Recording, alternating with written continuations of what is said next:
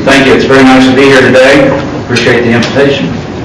I first met Reed about 6 years ago. He came to my office with the Oklahoma City Chamber of Commerce wanting me to join the advisory board, which I did, and I've been active in the chamber ever since, going on their trips and talking with Reed. The chamber is a great organization, as you know, tremendous leadership.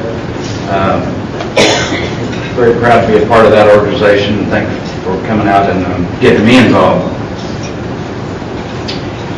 Have a lot of my peers here today that have come in to listen to me talk, and just to let you know, I've studied really extra hard for this presentation today. Did a lot of research, found out a lot of new things really that are exciting going on in the real estate market. I have raised sailboats out at Lake Hefner for the last 20 years, a member of the boat club out there, and I kind of liken commercial real estate to a sailboat race. It's just not very exciting unless you're on the boat. So commercial real estate is one of those things that take a long time to develop, and but there's a lot of changes going on in our market.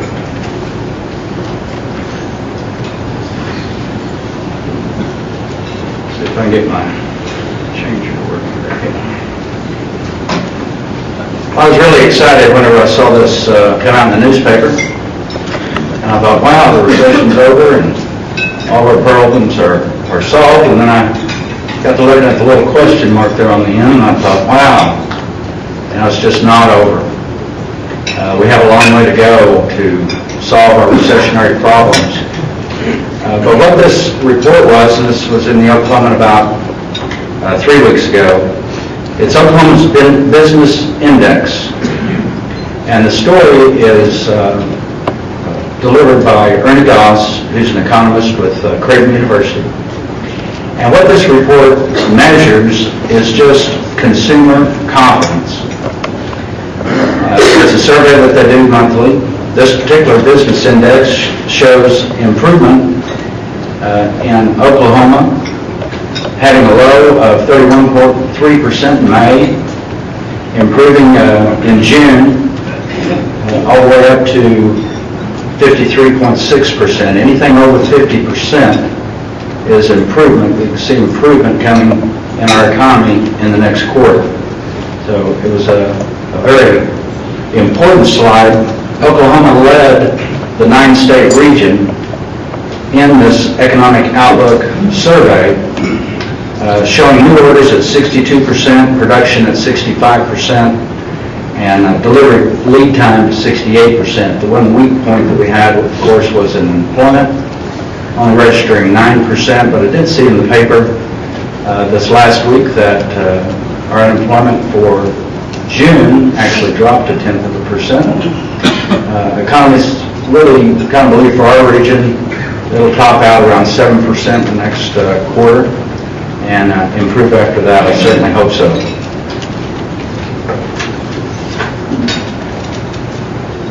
One of the most startling things I came across was our current money supply or money base.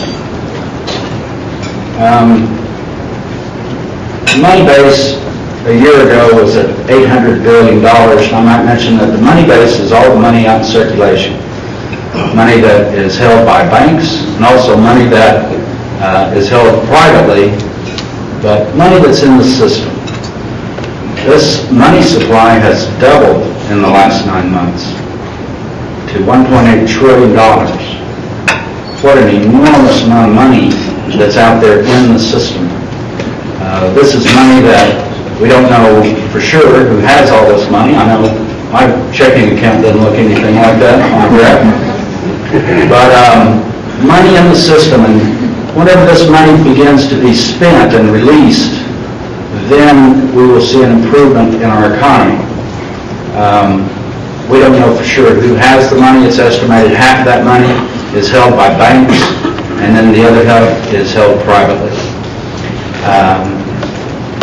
When it's released is an unknown, and exactly where it will go is an unknown.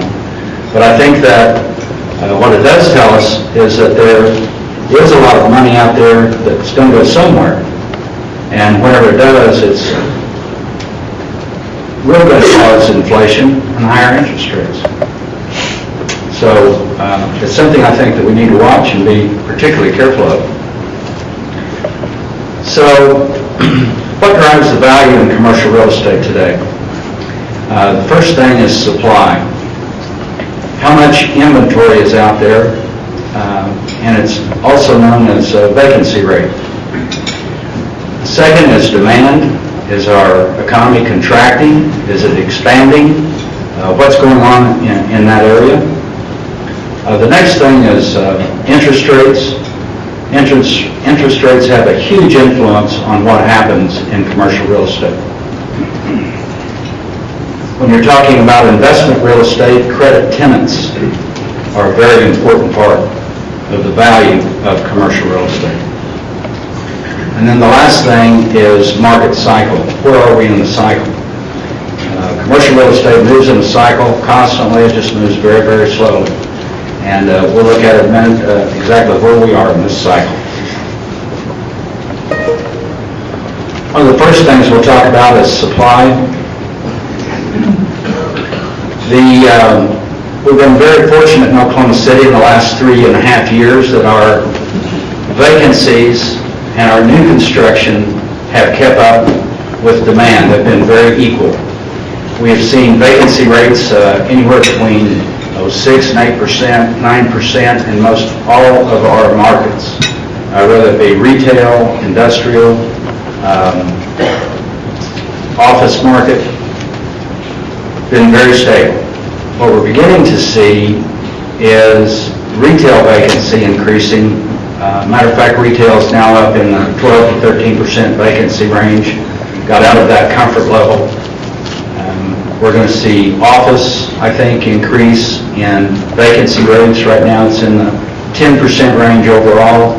I wouldn't be at all surprised to see that increase to 12% or more by the end of the year. I believe that there's a lot of sublease space. Sublease space is space that I don't need this space anymore, but I'm still obligated on my lease, so I'm going to move out of it. But whenever my lease comes up for renewal in 6 months, that space will be out on the market. And there is a lot of sublease space available that I don't believe is being recorded.